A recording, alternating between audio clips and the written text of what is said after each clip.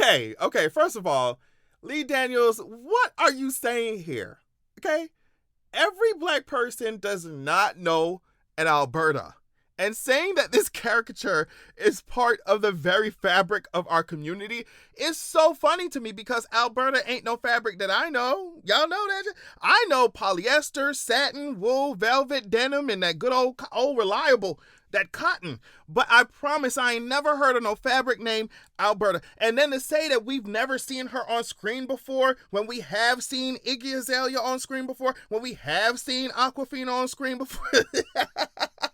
Please get out of here. Please move. Headlock, got him in a headlock. Music to my ears, I'm about to make your head pop. Headlock, got him in a headlock. All right, y'all, let's just get into it. And I know that y'all wonder why you even talk about this when you don't even, like, Adrian, you be playing too many games, you be making yourself mad. And I'm like, girl, I know, but still, let me tell y'all what had happened. So over the weekend, like, we was rolled up, we was having a good time. We was rolling up and, floating, if you catch my drift. And we had been seeing these ads for the Deliverance.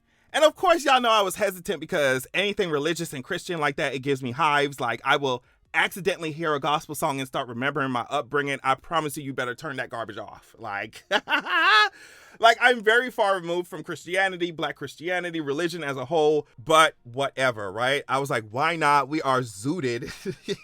Like, we zooted. It looks like it's the movie looks like it's gonna be absurd. Like, let's just do it. Let's just watch it, right? So I'm going into this knowing that it's gonna be in that white Jesus, black Christianity brand of things. If I'd known how much it was that, I probably would not have watched the movie, but I was like, whatever. It's probably going to be a fun watch, a ridiculous watch, and it's going to be fun to see how y'all try and put a Christian spin on this horror movie, whatever, right? So immediately, like, let me just get this out the way. I will say that Andra Day acted her face off. Like, she's just very convincing, extremely talented actress. I will say that. And I wanted to be on the set. I wanted to be on set when Glenn Close looked at that black lady and said that she can smell her nappy nether regions. I just needed to be on the set. Lee could have picked any other word, but he chose to have Glenn Close say nappy.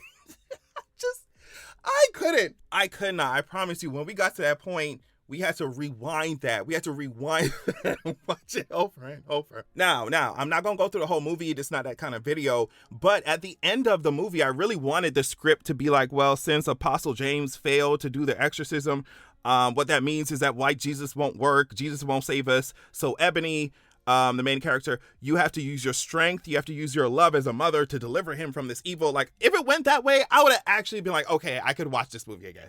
But of course, no, she has to call upon the master slaver himself, Lord Jesus. I mean, I expected it. Like I said, I feel like that's probably the only way Lee Daniels was going to really speak to the audience that he was going for. And I mean, he did it really well because I know a couple of aunties got up from their couches and started praise dancing at the end of the movie when the main character started speaking and all that gibberish y'all be doing, and when y'all convulsing and when y'all having seizures in them pews. Like, she banished that demon like I was watching Castlevania, honey.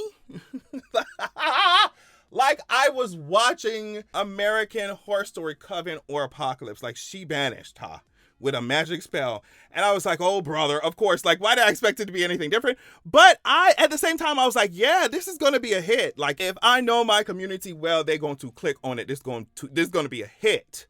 Okay? Especially in them bird-brained barbershops. Lee Daniels knew what he was doing. He's eating up the Christian genre in a way that you would expect Tyler Perry to be doing after all these years, right? But whatever, it was funny, I guess. It would have been funnier to me if people like didn't actually believe in that stuff, and they didn't go out of their way to make other people's lives terrible because of it. And so in that vein, I started seeing articles coming out about how this movie was based on a supposed true story. And I was just like, perfect. Next time I'm in the chair getting my hair cut, I'm really not about to hear the end of it. They gonna be, and it was based off a true story, right? It was really some possessing stuff going on in there. Oh my God. I was like, oh gosh, here we go. So the story Lee Daniels based it off of came from the situation surrounding someone named Latoya Ammons. Like some people really think that she and her kids were actually seeing demons and that her place was haunted or whatever. And then you just read articles and do your research about the case, about the situation. And then you see that Child Services is here and they're investigating for child neglect. They're investigating Latoya for child neglect because her kids weren't in school. And now all of a sudden there's demons in the house. And it's just like, listen, if I'm a kid and my Christian parents told me that I'm going to get beat if I didn't perform and act like I was possessed for these DCS people and these cops and the hospital, then guess what I'm going to do?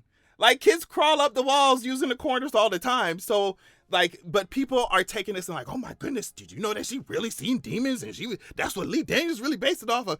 And of course, when I did the research, y'all can find the links in my bio. This is what I come up with. Listen to this. Clinical psychologists who assessed the children found their behavior to be inconsistent and potentially influenced by their mother's beliefs. Stacy Wright, who evaluated the youngest son, noted that he tended to act possessed when he was challenged, redirected, or asked questions he didn't want to answer. The DCS, the Child Services, believed that the children were performing for their mother. They concluded that Ammons might have been encouraging their behavior. The family's physician was skeptical of the entire incident. In his medical notes, he wrote delusions of ghosts in home and hallucinations. And Latoya Ammons' children had a history of missing school, with a complaint filed against Ammons in 2009.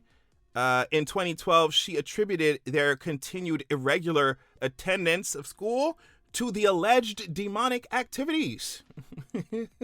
Psychological evaluations said that Wright believed the youngest son did not suffer from a true psychotic disorder, but was induced into a delusional system perpetuated by his mother. So it's just so interesting to see how people react to, oh, well, this was a true story. And then like all of a sudden, some parts of the internet are like, oh my goodness, demons were really moving around this woman's house and her kids. And that's what Lee Daniels was talking about. It's like, girl, these kids were performing for their mama. That's what I think. And real quick, I just love how in Christian fantasy lore, like these demons are simultaneously these powerful beings that we have to be so fearful of, right? They're waging apocalyptic, Armageddon war, Armageddon type of war, against us. They're so formidable. But yet, when these demons possess y'all, allegedly, right, the only thing that these demons ever do is say that you have a nappy pee, they flicker some lights, and appear as sleep paralysis shadows in y'all rooms. It's hilarious to me. And so for all the power that they supposedly had, they're this formidable force. At the same time, they're scared of some oil, some water, some white man's name. That's why I'm like, y'all, this stuff really belongs in storybooks and high fantasy epic novels. That's what I'm saying. It's nothing wrong for me personally.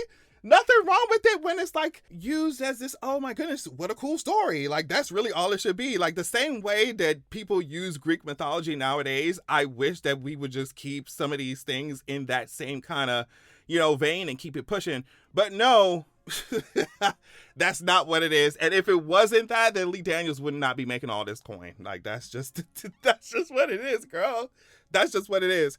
So I just thought it was funny that like watching people say, oh my goodness, did you see this? And it's based off a true story. I'm just like, what do you mean? It's based off of true delusions? Yeah. I mean, yeah, I can tell you that I saw Barney coming down to me from the moon and like, I can tell it's a pink dinosaur I see floating around in the sky. Like I can say, and you could record me saying that and then make a movie based off of that and say it's based off of true events. But I guess it depends on your definition of true, and I guess that's why we're all here, dodging the seemingly everlasting repercussions of white supremacist Christianity.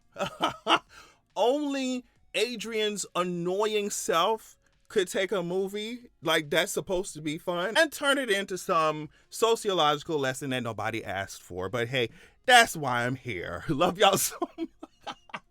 Thank y'all so much for watching. Love y'all so much. Make sure you check out my Patreon at patreon.com/AdrianExpression and make sure that you have a good got some ending. After making your death drop. Headlock, got him in a headlock.